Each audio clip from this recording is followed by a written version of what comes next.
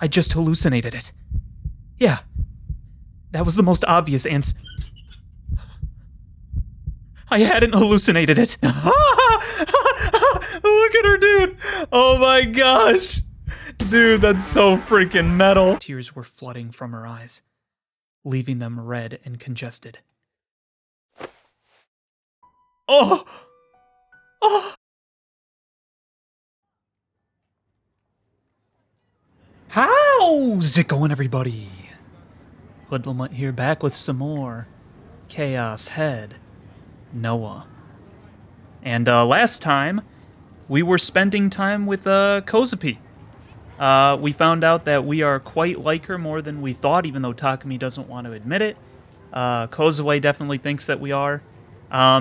So much so that she wants to be our friend, and she said we're the second person that she's ever given a clickety-clackety to, which is apparently little charms, little bead charms that she made, which was really kind of wholesome, not gonna lie. A rare wholesome moment in this game. I know, I can't imagine it either, but it was there, and it was great. Aside from that, Kozue's been getting chased around by, like, delusions of mirrors, or maybe not even delusions, maybe they really are people with mirrors, but just mirrors and people talking about mirrors, trying to, like, freak her out, you know, and the incident that she caused of cutting people's arms off, like, all that crap. And so she's been haunted by it, like, running around, freaking out, and that's really the only big difference that we got to see. Oh yeah, and then we saw her go, you know, completely insane. Forgot that tiny little detail, where she just, like, beat those 3 dudes to a pulp. So we did get confirmation that it wasn't us. It was in fact Kozue, at least in this route. So that's pretty much all that we found out. So now we're here. So without further ado, let's just get back into this, shall we? I ran after Kozue, but I had taken too long to do so, and now I couldn't see her anywhere.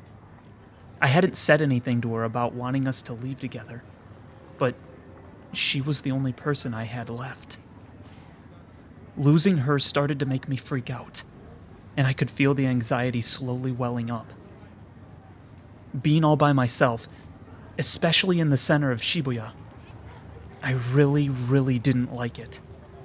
The mere sight of the human stampedes moving along caused sweat to bead all over me. So, knowing I couldn't take it, I gave up on trying to find Kozue and decided to hurry back to my base. What was that? I'd heard something. The loud clicking sound of a camera shutter. What the frick? I shifted my gaze toward the sound, but I couldn't see anyone with a camera. That was when I realized the sound hadn't been an actual camera, but a cell phone. That explained why the sound had been so clear. And yet, despite that realization, I still couldn't locate anyone that was pointing a cell phone at me. Was I just too on edge? Wait, was that someone trying to freak him out too? Because he always tells people don't look at me, right? That's like his trigger. So like Kozue's is mirrors and crap like that, but like his is having people look at him and all that crap. So I wonder if they're trying to make it be like they're trying to screw him up by having people look at him or something. Huh. Okay. No, that couldn't be it. My social suicide would have been incredibly well known throughout Japan, especially considering how much people freaked out over espers. So it wouldn't have been all that strange if there were people who found it amusing to snap random photos of me. The streets were overflowing with people. Well, at least none of them were looking at me. Yeah, see, there you go. Yep. So someone's trying to freak him out and make him anxious to probably activate his gigglomania or something. Don't look at me. Biting my lip, I continued dragging myself forward. I hung my head as low as I possibly could so as to not be recognized. There it was again! Someone had taken a photo of me again. And this time, I knew for a fact I had felt their gaze on me. And it wasn't the usual God's gaze, but a gaze harboring nothing but pure malice. I looked around, and yet, after all that, there was still no one there. Who the heck are you? Sneaking photos like a freaking peeping Tom. I'll sue the crap out of you for violating the rights to my likeness. But it wasn't like they were ever going to hear me cursing them out inside my head, and I very much didn't have the courage to say it out loud. Even if I did, it'd only bring even more attention to me. I went back to walking.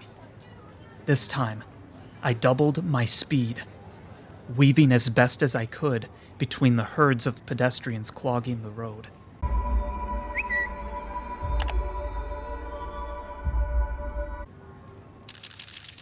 Oh no! The sounds only got worse. The shutters continued to chase me. Then, I thought I heard someone giggle. Oh no. I looked around again. There were a number of people holding their cell phones at eye level. A middle-aged businessman, a woman in a suit, a high school boy, and some DQN girl. A pretty varied selection. As I moved, they would move their phones in an attempt to follow me. Oh no. Don't look at me. Don't take pictures of me. I couldn't take it anymore, so I took off running in another direction. But it didn't matter how long I ran. It didn't matter how far I ran. It didn't matter how many people I threaded the needle through. The sound always found me. The gaze always caught up to me. Every time I thought I got away from the noise, it always started up once again. In my head, it was like my enemies were multiplying without end. Eventually, I ran into a red light, forcing me to stop. Planting my hands on my knees, I tried as best as I could to catch my breath, all while the noise of the shutters persisted. My gaze trained downward. I clenched my fists as I tried to stomach the humiliation.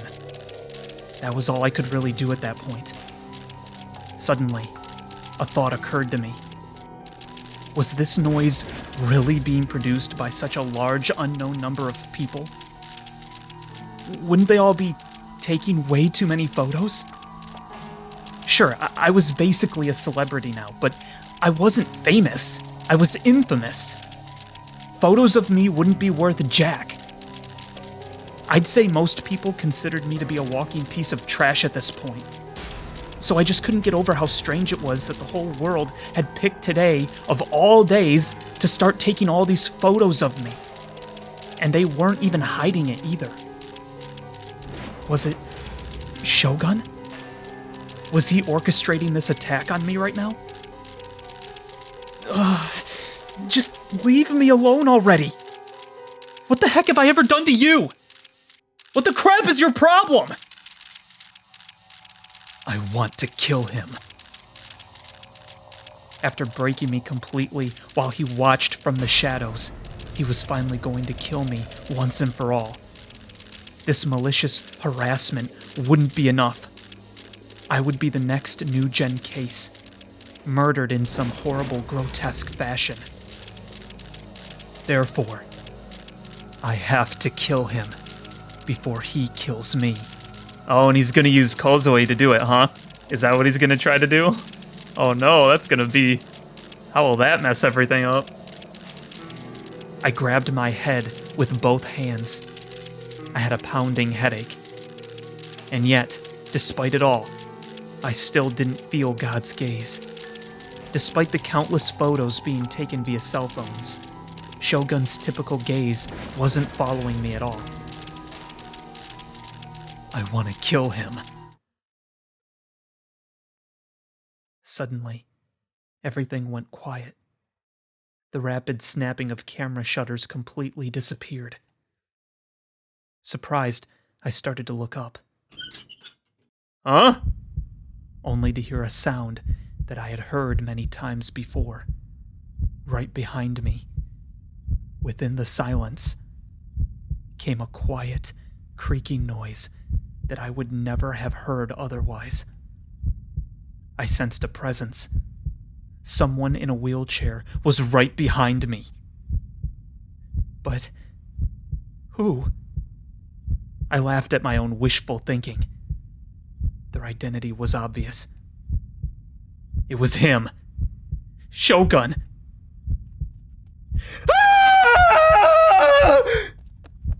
Ignoring the red light entirely, I leapt onto the crosswalk. Dang! My ears were assailed by a chorus of horns, and one vehicle was on the brink of running me over before just barely managing to screech to a halt. But I couldn't look back now. I had to keep running as hard as I possibly could. Yo, what the heck? I wonder what would have happened if he would have turned around, because I bet Shogun wasn't actually there, right?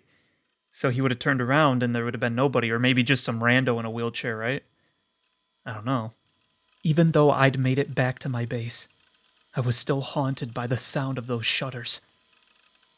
Moving to a nearby residential area hadn't helped either. Even though it had been entirely deserted, I could still hear the endless clicking and clacking of the shutters. It was as if they'd been seared into my very eardrums. Every person I passed would take out their phone just to get a shot at me. Not one of them said, "Oh wow, please let me shake your hand," or "Ew," as I moved past them. No one even so much as grinned at me. Nothing but expressionless faces taking pictures with their cell phones. So I just continued to walk past them, pretending like they weren't even there. Clearly something strange was going on. I didn't sense even a hint of malice nor ill will from them. They felt entirely mechanical. Yeah, kind of like automata, except in this case, there was someone actively controlling them. I sat in the corner of my room, legs gripped tightly against my chest as I curled up into a ball.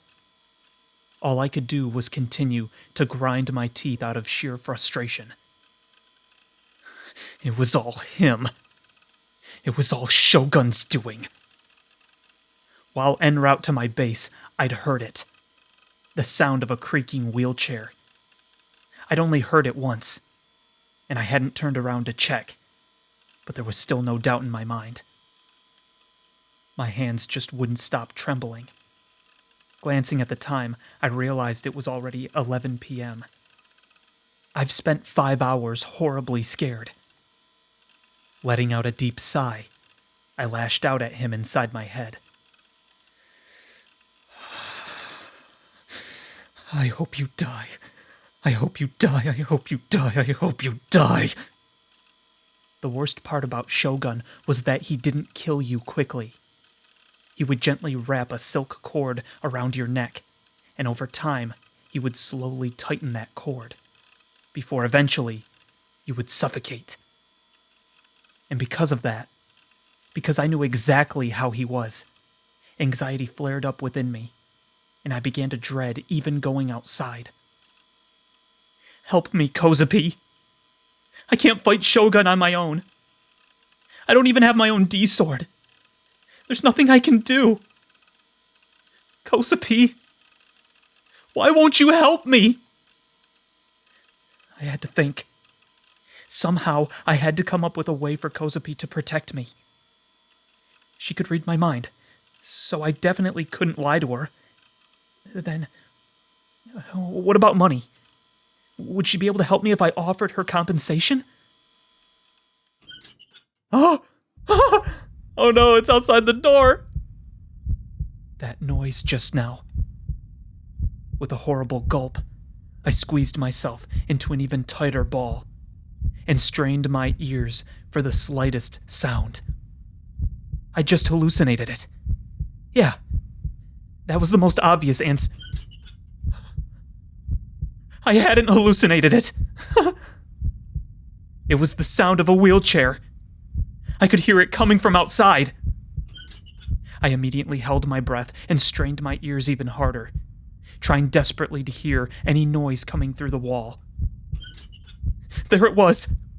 He was outside! Wait. Maybe I was just imagining it. Maybe I was just imagining him slowly moving closer and closer to me? I wasn't just imagining it. He was wheeling around the outside of the container.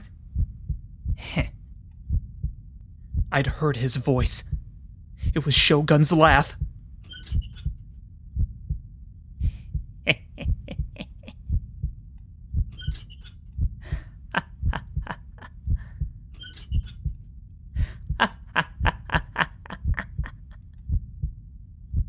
He was laughing. In the dead of night, he was sitting outside my container in his creaky little wheelchair, laughing. But it didn't end there. The very next second, I heard the sound of a cell phone's camera shutter. Had Shogun taken a picture? What had he taken a picture of? The container? No. It wasn't just Shogun. There were other people there. And not just 2 or 3. It felt like there were at least 10. They were all taking pictures with their phones in perfect unison. The sound of the shutters echoed off the walls and coiled into my ears. This wasn't possible. A delusion like this was just that. A delusion. If I peeked outside, surely nobody would be there. It was all just some simple hallucination. Sure, the container walls were pretty thin, but there was still no way I should have been able to hear the shutters, or the laughter, or the wheelchair. And definitely not this clearly.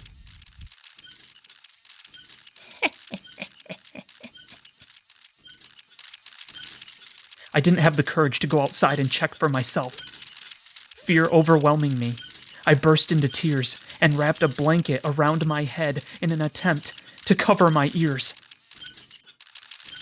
Don't come in. Don't come in. Don't come in. Don't come in. Don't come in. Don't come in. Don't come in. Don't come in. Don't come in. Don't come in. Don't come in. Don't come in. Yo, what the frick, bro? What is happening? How much time had passed? It'd only been about 10 minutes, but it felt more like 10 hours. I threw off the blanket and got up as quickly as I possibly could. I listened very carefully. I didn't hear anything outside.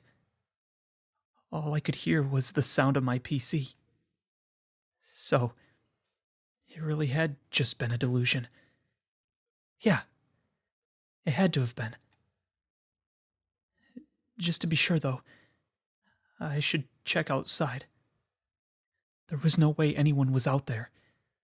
But still, even if someone had been there, surely they wouldn't be there anymore. I positioned myself by the door.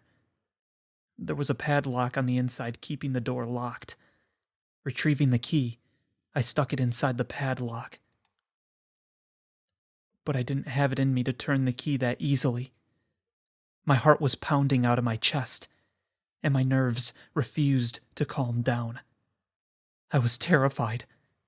The mere thought of opening my door absolutely terrified me. This could have all just been some total bait. Someone could be out there right now, biding their time as they waited with bated breath for the opportune moment to strike. I wanted to tell myself that something like that would never happen to me. But it was pointless to even try. I'd been deceived over and over again, and I couldn't take it anymore. I was so tired. Why couldn't I just be left alone? Why did I have to endure these horrible, absurd trials?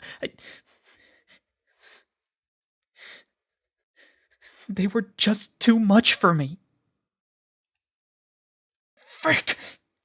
Frick! Frick! I slammed my fist into the door with a loud bang. The noise resounded incredibly loudly, and my hand immediately hurt like heck. Not a sound came from outside. There were no signs of anyone being out there. There was nobody there.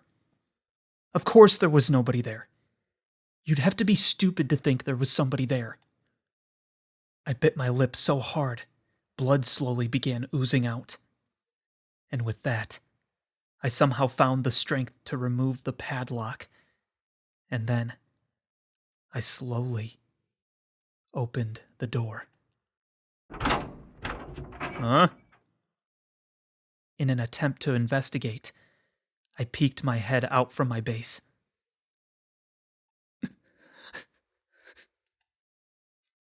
There was nobody there. It was still as death. Nothing moved. There was no sign of Shogun's creaky wheelchair, nor his laugh, nor the cell phone camera shutters. Nothing. Is anyone there? I waited for a moment, but there was still no response. But of course there wasn't. There was nobody there, so of course nobody would reply to me. That was just common sense. Nervous as could be, I began to check even further outside, shifting my gaze toward any shadowy areas I could see. Yeah. No one was there. Everything I'd heard, I'd hallucinated. All the repeated, extreme stress had caused me to start breaking down. Yeah, that made perfect sense. I'd just gotten scared and ended up losing it.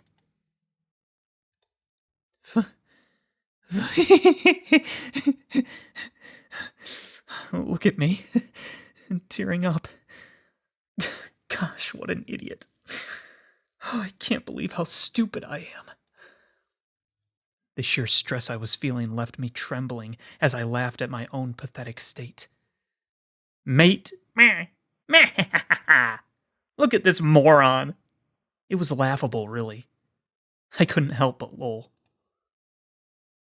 Man, I was so worn out.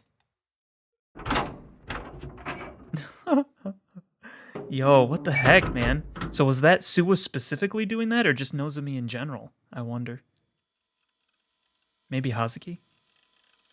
Going back into my room, I let my Seiratan figure soothe my soul. Next, I sat down at my PC and logged into Freypata. That was where I checked for new updates in the Bloodtoon community. I could also see if my friends posted any status updates. A sense of dread was building within me. Something wasn't right. Oh no! Oh no, it's all his stuff. It's all him. What the heck? Container wall, rooftop nightscape. Oh no. Oh no. The list of my friends' statuses popped up on my display. None of it was from any friends whose names I typically saw. The list had been bombarded with a single name, posting over and over again in quick succession, burying all other posts. That friend's name being Spider. Did I even have a friend with that handle? Well, I'd be lying to myself if I said I knew all my friends.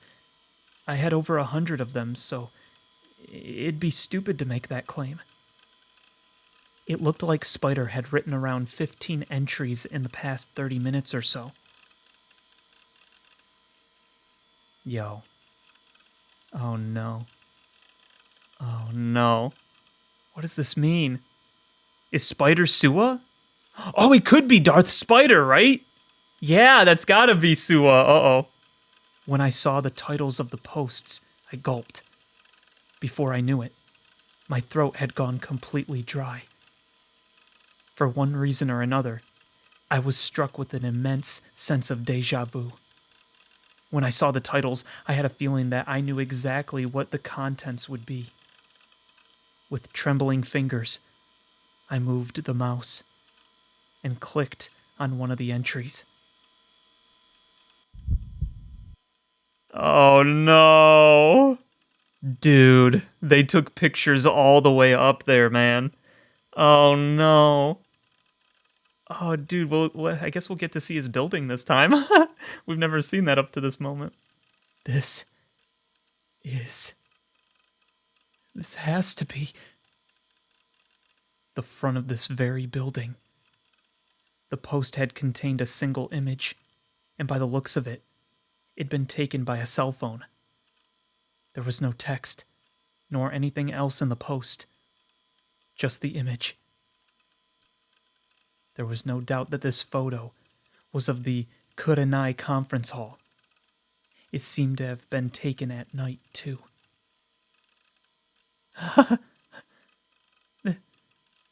That can't be right. It was just my mind playing tricks on me. I forced a dry smile as I clicked on another post. Oh no! Oh no! There's no way! Despite me crying out in disbelief, even I could have predicted what was to come just by reading the title. And yet, the horror gave rise to countless goosebumps across my skin, each bump like a stewing bubble of sheer dread. Those noises, they'd just been hallucinations, hadn't they? The sound of the wheelchair, the sound of Shogun's laughter, the sound of cell phone shutters. Had those sounds actually been real? Had someone actually been outside my base until only a short while ago, taking pictures and uploading them with their phone? The latest post was titled, "The Man of the Hour." The timestamp read 12:14 a.m., and right now, it was 12:21 a.m. Their last status update had been only 7 minutes ago. It's not real. It can't be real. Who was the man of the hour supposed to be? Who the heck could it be?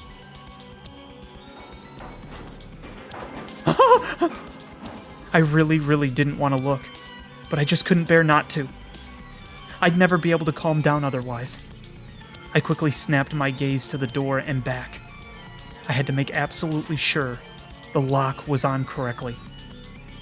And right after I did that, scared as could be, I clicked the latest status update.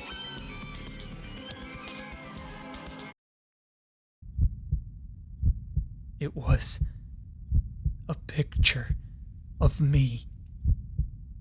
Just a moment ago, I had opened the door to see who was there. I thought nobody was out there. But someone had been outside. Yo, that's it? We don't even get to see the picture, huh? Okay. I figured they'd show us. Okay. Huh. Interesting. The one halting her was a classmate of hers, Ninomiya Minako. Orihara, mind if we talk a sec? Kozue winced at the clear animosity laced in her words. Moreover, Minako was not the only one there. 5 girls stood behind Minako, lying in wait. All of them were her classmates, but Kozue was unable to recall their names and faces. Yeah, I knew you wouldn't mind. So, you coming?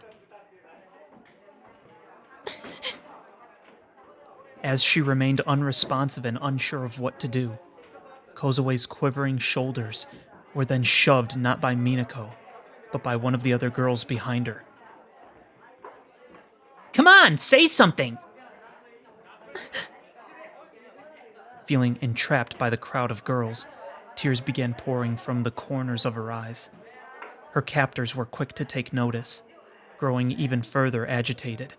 Dude, frickin', we need Senna to come in and frickin' kick their butts, dude. Let's see it happen. Oh, give me a... There's no way you're freaking crying. Just come on already. She refused to go with them. for she had a horrible feeling about the events to come. But when they grabbed her by both arms, she knew that she no longer had any choice in the matter. Oh no. They brought her out to the rooftop. 10 more girls were waiting up there. Nearly everyone was a classmate of hers. When she realized this truth, Kozue was left deeply confused. Dude, like 20 of them? Are you insane? What the frick, bro? What are they gonna like beat out? Are they gonna kill her, dude? Bro, what the frick is going on, dude? Dude, Senna, you gotta come in here and freaking just like chop all their heads off, dude. Get in here. Kozue could predict very well what would happen from this moment. She could acutely feel the intense malice directed at her from those present. Kozue shook in fear from the sheer amount of negative delusions flowing into her. Despite her best efforts to endure, her tears simply would not stop flowing. Is she crying already? Whoa, really? You can't be serious.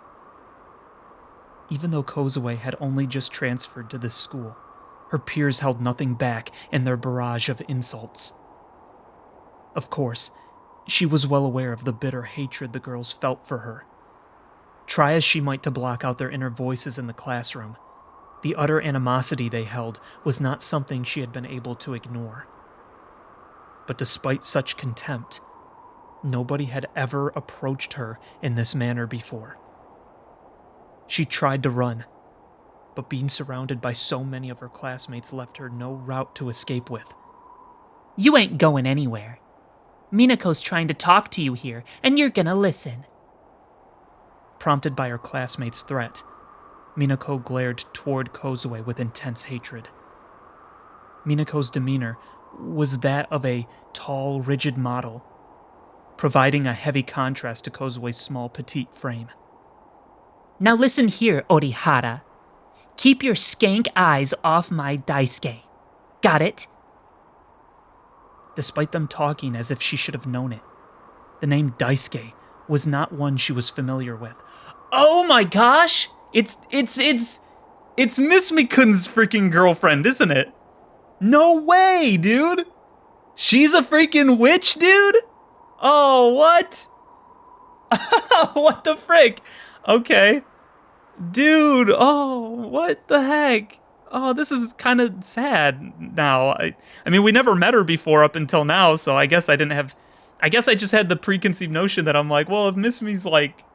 But I don't know. I think I always felt like, you know, because Miss Mikun's such a freaking scumbag that I figured his girlfriend was probably some naive girl who was just not, you know, she didn't know any better. Not some, like, model type girl who's freaking insecure and gonna, like, sick 20 other girls on the girl that's stealing her boyfriend away in her mind. Like, what the frick? Like, what kind of... what is going on? But these words that would defend her would never leave her mouth. She simply made herself small, shrinking to the ground in order to withstand the fierce chaos and confusion. You hear me, witch? Cut the bullcrap! I know you're trying to get your hands on my boyfriend. Kozue frantically shook her head in denial. She had no recollection of this person at all. Then, she at last realized that the person they spoke of was her classmate, Miss Mi. If that truly was who they were referring to, then Kozue never had any intention of leering at him. In truth, it was quite the opposite. His entirely overt ulterior motives were nothing but a source of vexation to her. Nobody likes you. You know that, right? You've been a real pain in the rear ever since you got here. Hey, why ain't you talking? You trying to act cute or some crap? I told you, she's totally screwing with us. Disgusting crap stain. Or could it be that you've got no problem talking to boys, but you haven't got the slightest interest in talking to us? Or are you just not in the mood, witch? Say something, you ugly witch!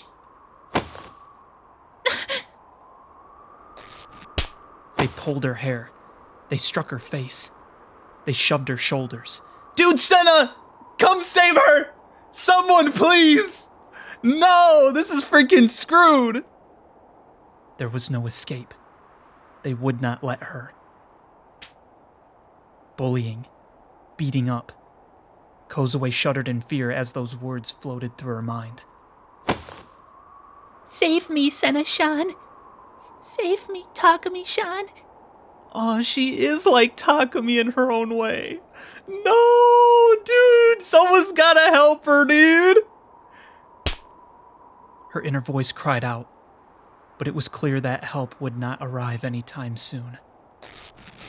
Before she had even moved here to Tokyo, this was how it had always been. No matter how much Kozue wished for someone to help her, it would never come. She had no choice but to bear it. If it were only this much, she could bear it. But that thought was just as transient as the last. Huh? From somewhere she could not quite discern, a noise faintly began to echo. The faces of her classmates immediately lost all expression. Each and every one of them reached into their jacket pockets in unison. And then, as if they had planned it beforehand, they all slowly retrieved something from within them. Oh no, it's mirrors! Each person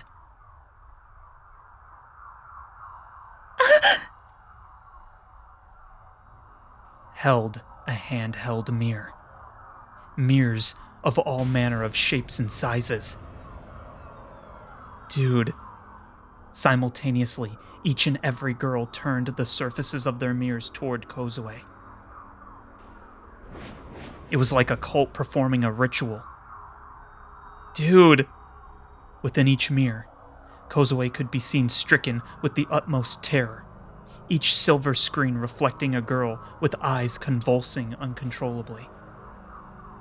Who are you? Who are you? Who are you? Who are you? Who are you? Who are you? Who are you? The nightmares that had once plagued Kozue began to resurface. She was losing the self she knew. She could not stop trembling. Get that out of my ears!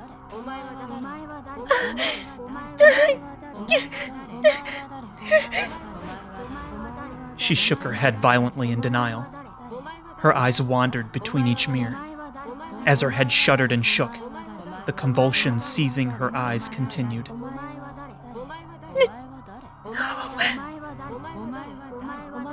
Kozue tried to scream, but could only muster a feeble cry.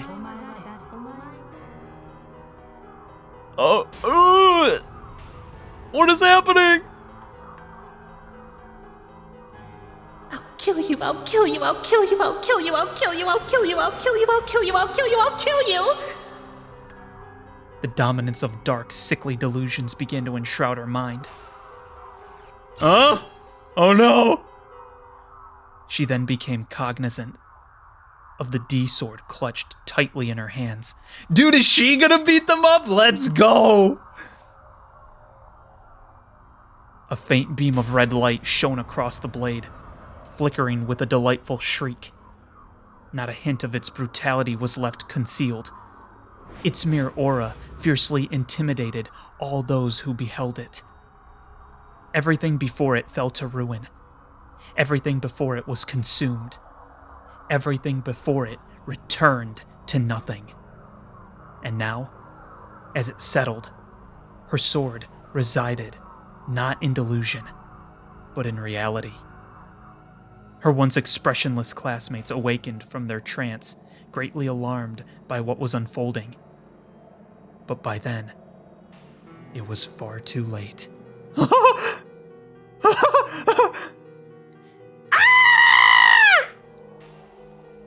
Tears pouring down her cheeks, Kozue let out a scream. Her eyes could no longer see. With a single step, Kozue staggered forward. Ooh! Effortlessly, she raised the D-sword above her head.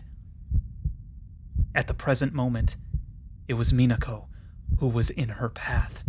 Dude, she's doing the same thing she did at her old school, dude. what came next would be appropriately referred to as an immediate bisection. From the left arm to the right shoulder, her body was ripped apart. In regard to what had happened to the girl, the word slash would have been far too disingenuous.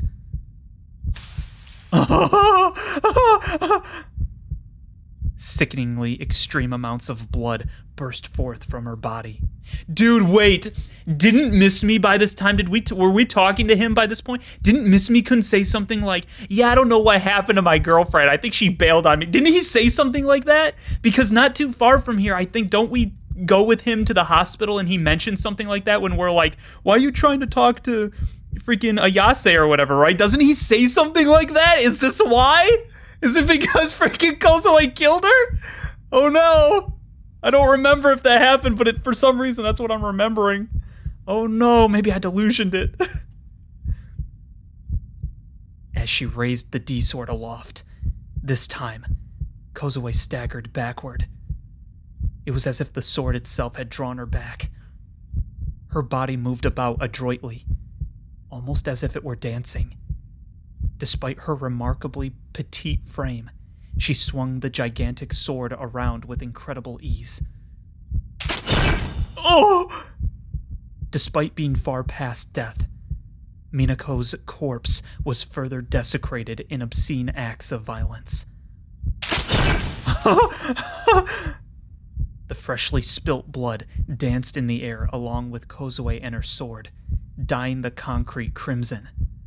Kozue, sapped of any remaining strength, collapsed seconds later in unison with what had used to be Minako.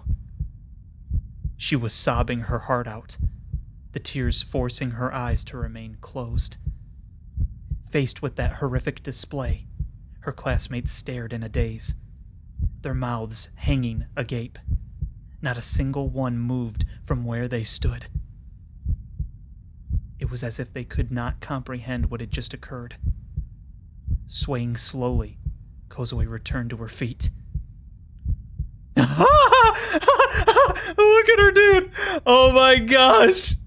Dude, that's so freaking metal.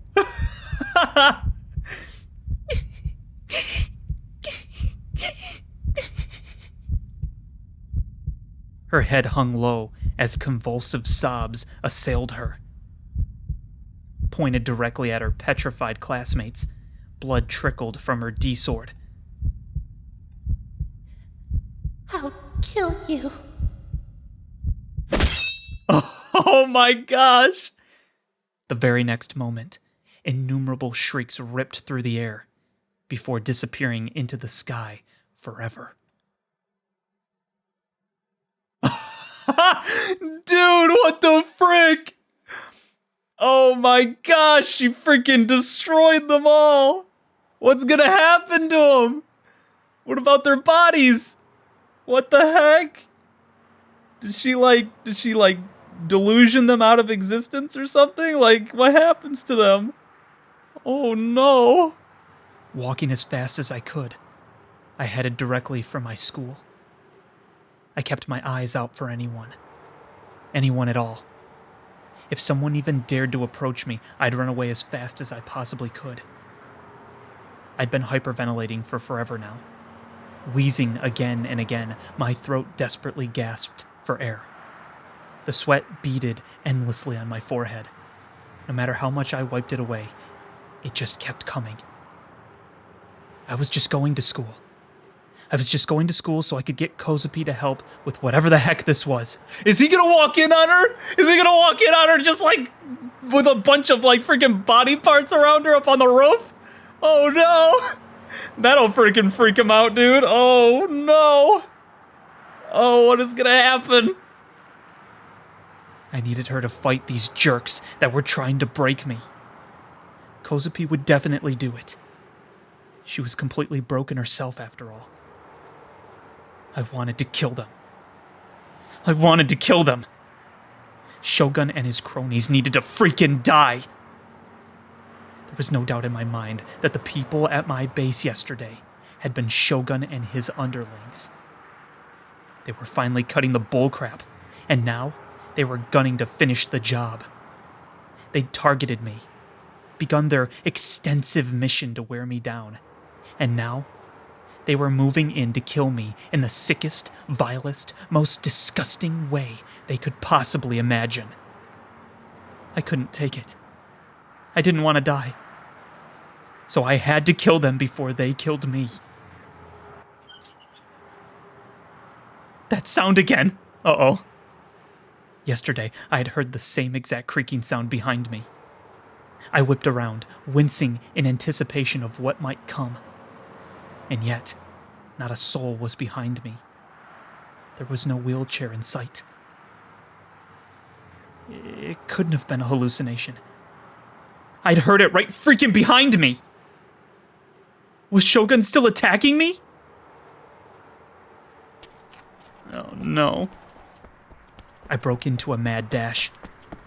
No way in heck was I gonna stand around all alone. And yet, it followed me. The sound clung tightly to my back. I could hear it directly behind me as I ran. Stop it! Get away! Stop chasing me! Don't look at me! I was about to snap. I no longer had the stomach to take another look behind me. I stumbled my way to the school gate. The bell still hadn't rung yet. I was on the verge of being tardy, but I could still see other students here and there. Just looking at another person was enough to make me flinch. But if I didn't get in the building, I wouldn't be able to find Kozue. Steeling myself, I entered the school grounds. When I heard something once again. But it wasn't a wheelchair this time. It was a cell phone shutter. My gaze shot all around myself. Who the heck? Who'd taken the photo? Nobody was looking at me. Nobody had a cell phone out. Ah, what the frick? What the freaking frick? I covered my ears, and without looking where I was going, I bolted. Without stopping even once, I finally made it to the classroom. I was about to burst into the room, only to frantically stop dead in my tracks and turn right back around. The class DQNs were all assembled in there. The second my eyes had met one of them, I'd given up completely on going in. Gosh darn it! This world was plagued with my enemies. Every single person was my enemy. All of you should die. Every freaking last one of you should just die. Since I couldn't go into the room, I opted to just turn around and keep walking. Maybe a delusion or two about massacring those DQN pieces of crap would cheer me up. I'd only glanced in the room, but I hadn't seen Kozue. Actually, there hadn't been any girls in the classroom at all. That was pretty strange, actually. But I still couldn't care less. All I cared about was figuring out where the heck Kozue had wandered off to. Of all times for her to completely disappear on me, it just had to be now. I was still wheezing from before, my breath violently forcing itself in and out of my lungs. When they saw me like that, the other students walking down the hall stopped and stared. Don't look at me! Oh no. That sound again. I'm waiting for him to hear Kozue saying, I'll kill you, while he's saying, I'll kill you, you know. I'm waiting for them to intersect, and then he'll be like, what, Kozue? And then he'll run to go find her or something. Looking back, I saw 4 DQN guys that I hadn't noticed before. They all had the biggest smirks on their faces, each one of their cell phones trained on me. Don't look at me! Ignore them. Kozue can just kill them later on. A delusion like that sounded so exhilarating. Every last one of them dying a horrible death. I'd had freaking enough of this world! Kozue still was nowhere to be found. I had no clue where she was. Maybe she just hadn't come to school today? But if that was the case, then what was I supposed to do? I really doubted I could fend off Shogun's attempts to break me, especially for a whole day. I'd been pretending to be tough inside my head this whole time, but my knees were still shaking uncontrollably, and if I didn't stay focused for even 1 second, I'd likely sink to the floor and stay there. Kozue, where did you go? Where the heck did you go? Please, just save me! Help. Oh, dude, oh no! Startled, I stopped dead in my tracks. I'd heard a voice in my head that felt like it'd come from right next to me. Someone's inner voice. It's not Kozupi's fault. It's really, really not Kozupi's fault. Help! Kozue? Where are you? Looking around, I saw Kozue squatting down near a corner by the entrance, cradling her head. The moment I saw her, a gasp forced its way from my mouth. Her entire body was a deep crimson, as if waves of red from an ocean of blood had crashed down upon her. No, it wasn't simply as if. She was undeniably covered in a ridiculous amount of blood. I wanted to scream, but my voice had stopped working. Kozue! Say something! Kozue! When I called out to her with my inner voice, Kozue slowly raised her head. Tears were flooding from her eyes, leaving them red and congested. Oh! Oh!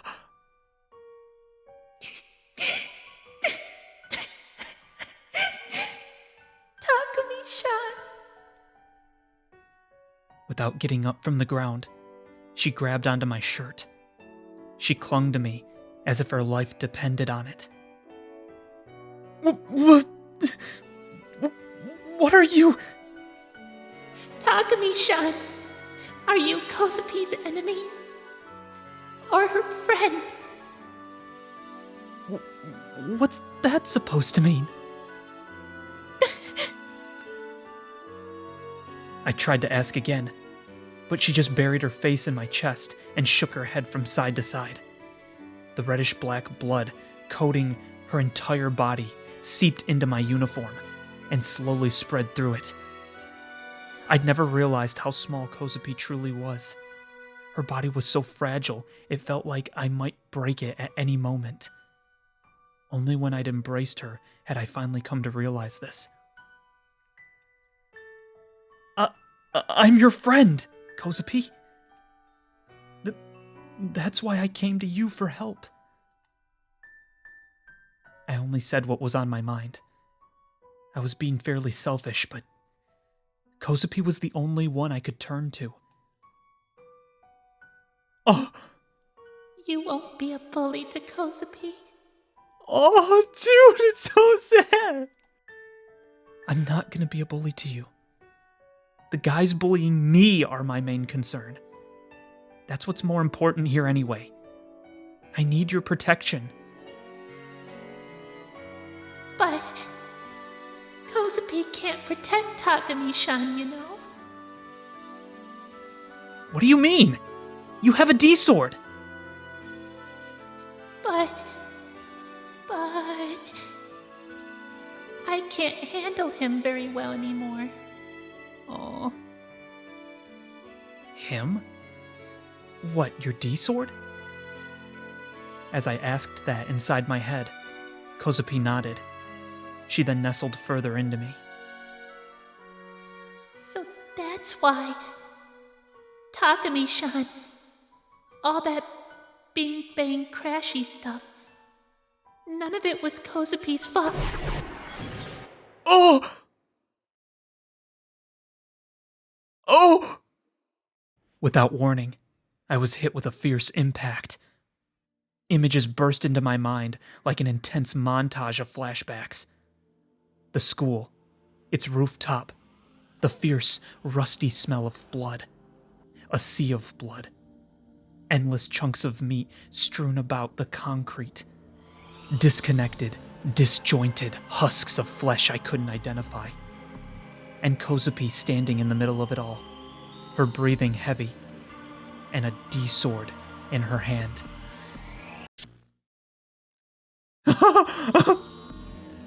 I then snapped back to myself, shocked. What the heck was that? That had definitely been the school rooftop. But what were all those other images? Had they been just a delusion? But they had been different from how my delusions usually were. Maybe it hadn't been my delusion, but Kozue's? I felt like Senna had said something about how gigalomaniacs can make other people see their negative delusions, so maybe that was what had happened. But placing that aside for now, Kozue's blood-stained body clung to me. The blood on her was still wet. There were no signs that she had been hurt, and she clearly wasn't acting like she had been. Therefore, the blood wasn't hers. I was trying my absolute hardest to conjure up an explanation for the amount of blood she was bathed in. There was nothing normal about this. It was utterly insane. Whose blood was this? Kozue, whose blood is this? It's from the baddies who were being bullies to me. Kozue hung her head. She gently detached from me, then looked away as if she was in trouble. Wait, is that the first time I think that's the first time we've ever heard her say me instead of Kozue or something, right? Yo. If she said it before, I didn't pay attention, but I just noticed it that time. She raised her index finger to her lips. To me, it looked like she was sulking about something. Or like she was lapping up the blood on her finger. Isn't that someone else's blood?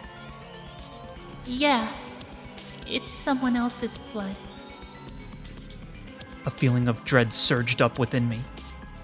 Kozue, if that really is the case, you went way, way too far, didn't you? Yo, but you, wanted her to kill the guys that are chasing you, though, right? So, shouldn't this, make you be like, yeah, I knew you were freaking cool, dude. Come freaking fight all the people that are chasing me, or whatever, right? I guess in this case he's saying you took it too far because they were being bullies, but whatever. The school bell rang loudly, telling us homeroom had started. There wasn't a single sign of any students around us. They had all already gone to class. And so, I made up my mind and began to head straight for the classroom.